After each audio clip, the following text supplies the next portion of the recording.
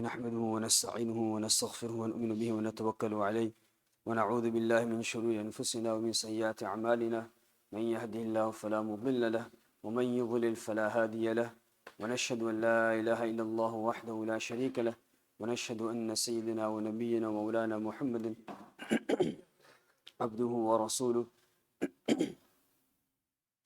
أما بعد فأعوذ بالله من الشيطان الرجيم بسم الله الرحمن الرحيم قل للمؤمنين يغضوا من أبصارهم ويحفظوا فروجهم ذلك أزكى لهم إن الله خبير بما تعملون وقال النبي صلى الله عليه وآله وسلم إن النظرة سهم من سهام إبليس مسموم من تركها مخافتي أبدلته إيمانا يجد حلاوته في قلبه وكما قال عليه الصلاة والسلام رب اشرح لي صدري ويسر لي أمري واحلل عقدة من لساني يفقهوا قولي رب زدني علما رب زدني علما اللهم صل على محمد عبدك ورسولك وصل على المؤمنين والمؤمنات والمسلمين والمسلمات اللهم صل على محمد وعلى آل محمد وبارك وسلم.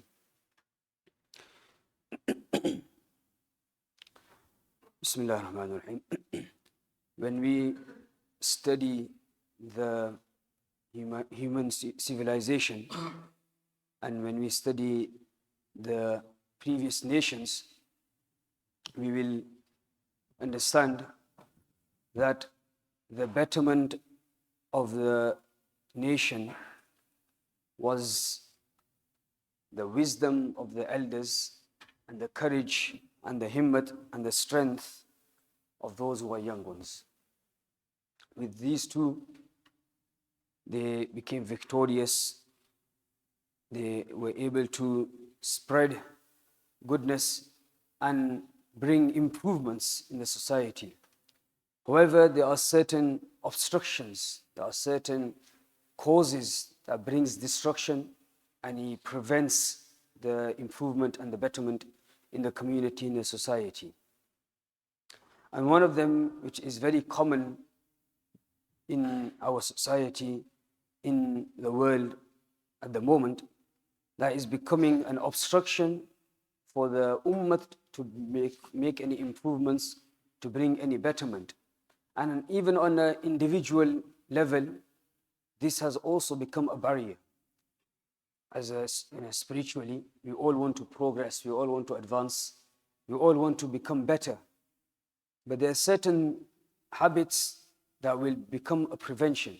It will prevent and it will stop the person from advancing and gaining that spirituality requires.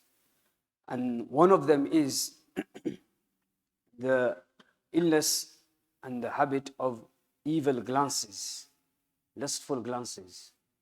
We don't realize that how this causes obstruction, brings destruction, and also it spreads immodesty, it spreads shamelessness, and many other vices and many other evil. People's lives have been destroyed. The young ones have destroyed their youth because of this habit. Marriages have been broken, and unlawful affairs, and many problems, illnesses, many illnesses I'd never heard of, have come about.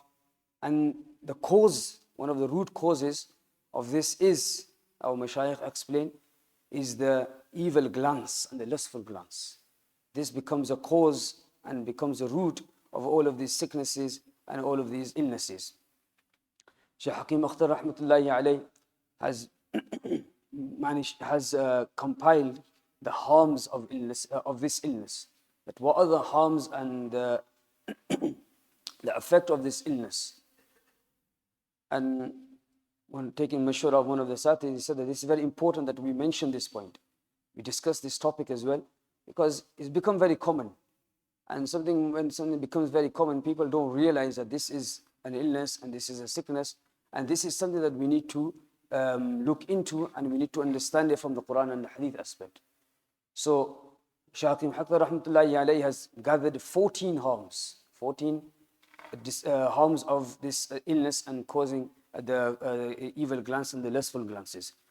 The first harm of this illness, he says that it is the cause of the disobedience of Allah subhanahu wa ta'ala.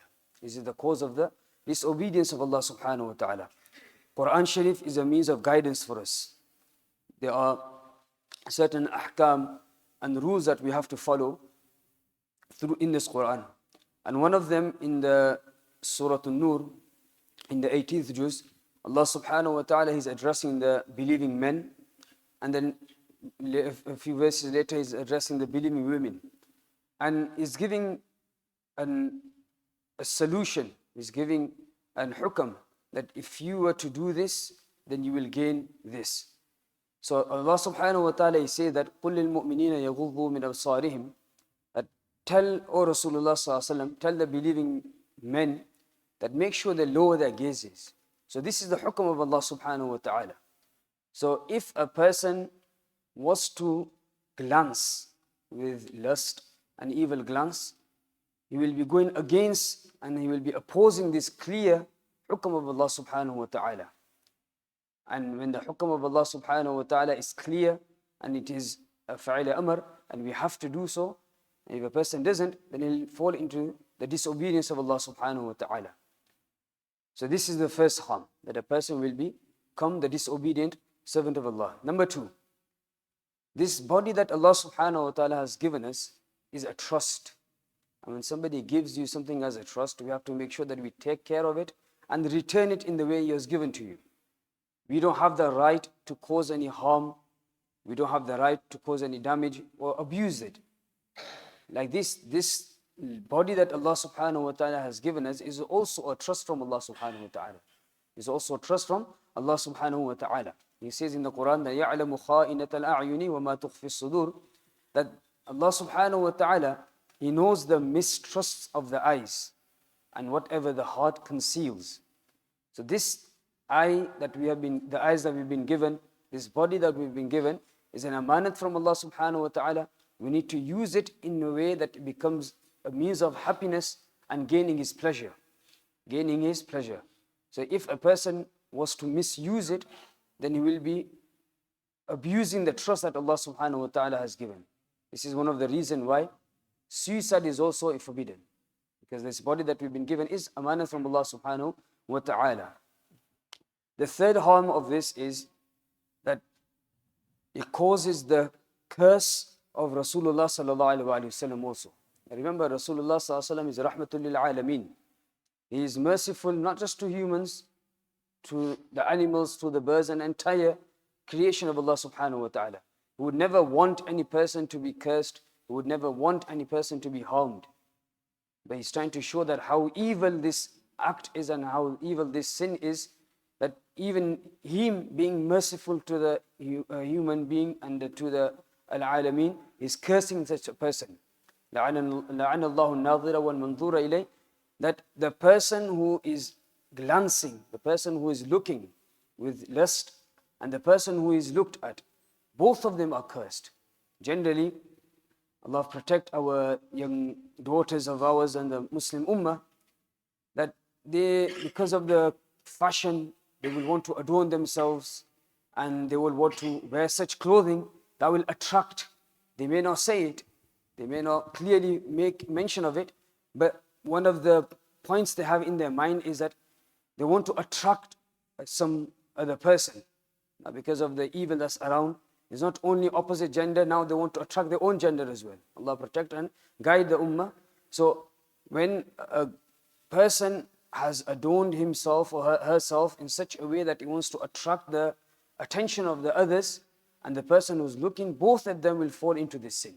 So Nabi sallallahu alaihi wasallam, he says that the curse are upon on both of them. And the curse, as explained, Imam Raghib Asfani rahmatullahi alayhi, he says, la'nat and curse is that al-bu'du anir rahmah. When a person has been moved away, he has been distant from the mercy of Allah subhanahu wa ta'ala. So when a person is being cursed, this what happens that a person is being moved away from Allah subhanahu wa ta'ala's mercy.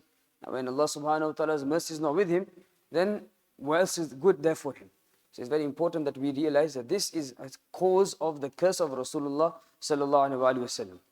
Another harm of this is that this act is also an act of stupidity. Every sin itself is wrong, is foolishness. Because when a person commits a sin, is the lack of his intellect and his understanding. So here also, this is also an act of stupidity and a foolishness. Because when he is using his eyes to stare or to look at some, maybe something, attractive and something beautiful, but then this is also an act of foolishness, because through his eyes he's not gaining anything at the moment. He's not gaining anything, and he's only causing his heart to become restless, and he's also causing him pain. So this also leads to the pain to the heart. It also causes pain to the heart. Why? Because he has this hope that he will be able to gain something through this glance, but at times he is only causing pain to himself and becomes restless. It causes him to become restless. So this act is also an act of foolishness, and it will also cause cause pain to the heart. Another harm of this evil act and of this sin is that it weakens a person's heart. It weakens a person's heart. Why? Because it becomes a constant struggle. It becomes a constant struggle between his eyes and whatever he's looking at. Whatever he's looking at becomes a constant struggle. Because he's putting a lot of pressure on himself, it causes the person's heart to become weak. It causes the heart to become weak. So this is also another cause of the heart. And remember, Allah subhanahu wa ta'ala, He's aware of everything. Allah subhanahu wa ta'ala is aware of the person's heart's condition, the person's, whatever he's using his eyes for, whatever he has in his mind, and the plans that he has in his mind. Allah subhanahu wa ta'ala is all aware of this. Now this glance and this habit will cause a person to neglect Allah. Now when the remembrance of Allah subhanahu wa ta'ala is not in the heart, then the person's heart will become weak and will become in pain. And also another harm of this evil act is that these are the spiritual effects, and these were the spiritual harms. There are certain harms which are the physical. There are certain harms because of this habit. It causes physical illnesses and physical harms as well. When a person has the habit of looking at this, it also causes, for example, issue in his bladder.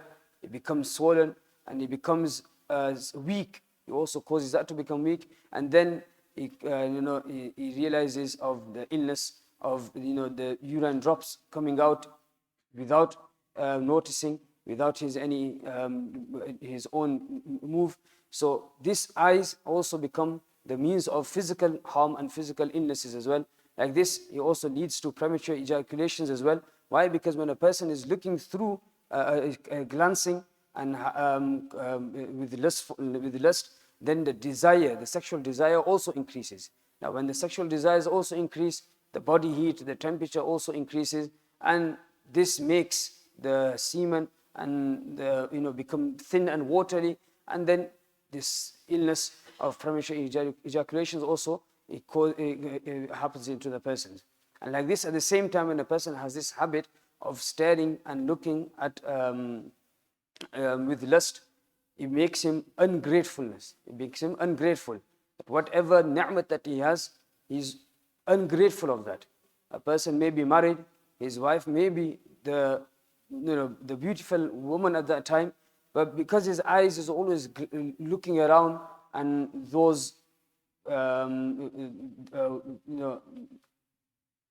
those women who adorn themselves using cosmetics and etc. Now his wife, even though she is naturally beautiful, but he won't feel happy with that. He will look at and he will stare at other people, and he will think that these are more beautiful. So even though he may be spending time with his wife, he may be fulfilling desires with his wife, but his mind will be towards something else. And this will make him ungrateful what we have, and then it will cause issues in the family, and it will cause the marriage to be broken. Like this, another harm of this is that it causes weakness to the person's eyesight. It causes weakness to person's eyesight. So this habit, if a person has, then this also, because he is using the eyes to stare at something which is not supposed to be, which brings the anger of Allah subhanahu wa ta'ala, so that also causes weakness inside himself. Whereas if the person was to use the eyes in the correct manner and was to be grateful for this ni'mat, Allah subhanahu wa ta'ala will increase in that ni'mat. That does not mean that those people who do have weaknesses in the eyes, this was the only cause. This was the only cause. There are many causes as well. So if a person has got lenses, or a person is wearing glasses, or a person's eye is weakness, do not misunderstand and take this, or you must be having the habit of this. This is one of the harms of the evil glances as well. Like this, when a person has the habit of evil glance, it takes a person away from Allah subhanahu wa ta'ala, and it causes pain into the heart, and that will possibly cause his heart to have an attack as well. And another harm of this is that it leads to masturbation. It leads to masturbation, especially when he's not married. Especially when he's not married, because he's always watching evil, he's watching pornography and etc. Then this will cause another illness. And this masturbation itself is another topic which has become very common. It's become very common in our young generation, and the society is such that they promote it from young age. They promote it from young age, and they said, oh, the child is only touching himself, or she's only touching herself, there's nothing wrong with it. He's just trying to explore herself, to explore her body, or he's only trying to explore his own body and to see what he's like. Now this will lead to this illness of masturbation, which is very common, and there are many harms of masturbation as well. They may put it forward that there are benefits in there, but that is that's not correct. There are more harms. There are harms in this, physical harms and also spiritual harms as well. And many a times people don't realize that they become habit of this. That even the time when they are fasting, because out of habit, they will be fasting at the same time masturbating as well. And they will be at times, in the madrasa time, for example, and they've gone to the bathroom and they will masturbate and come back to the class. Allah subhanahu wa ta'ala protect us and guide us, that they don't realize that when a person was to ejaculate and a semen was to come out, then the person will be in the state of hadath akbar, that he'll be in the state of janabat. He has to have a farad ghusl after.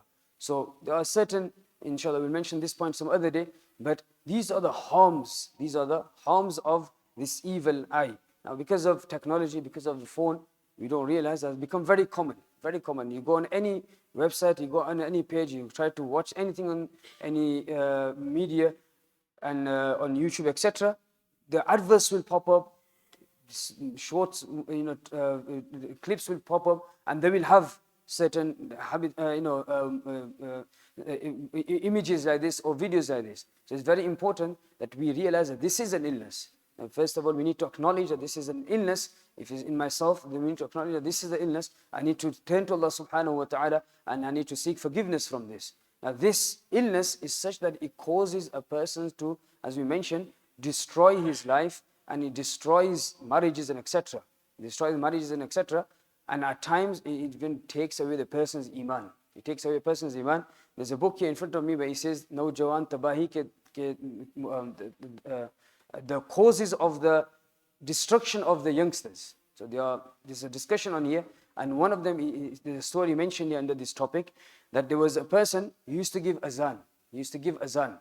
Young lad, he used to give azan, and at that time they used to stand on the minaret where the view of the community and the public was there. So he would give azan on top of the minaret. Once what happened was, when he climbed onto this minaret to give adhan, a young girl was walking past, and his eyes fell on her. And the beauty of this young girl, he hit him and he was attracted to this. So then he started thinking of her. So this, evil glance and this seeing her, now he started playing up in his mind. So much so that he stopped giving azan, and he would run after this woman, this girl. And he would run after this girl, and he went and proposed, and he said, look, I want to marry you, I want to be with you. So this young girl was Nasrani. She was a Christian. So she said, look, because you're a Muslim and I'm a Christian, I can't get married to you unless you come into my religion. Unless you come to my religion. So Allah protect. This person who used to give azan, but just because of that one evil glance, he left Islam and he said, look, I'm going to get married. And he went into Christianity, Allah protect us. And what happened was, he was on top of the roof of his home for something, and his foot slipped, and he died.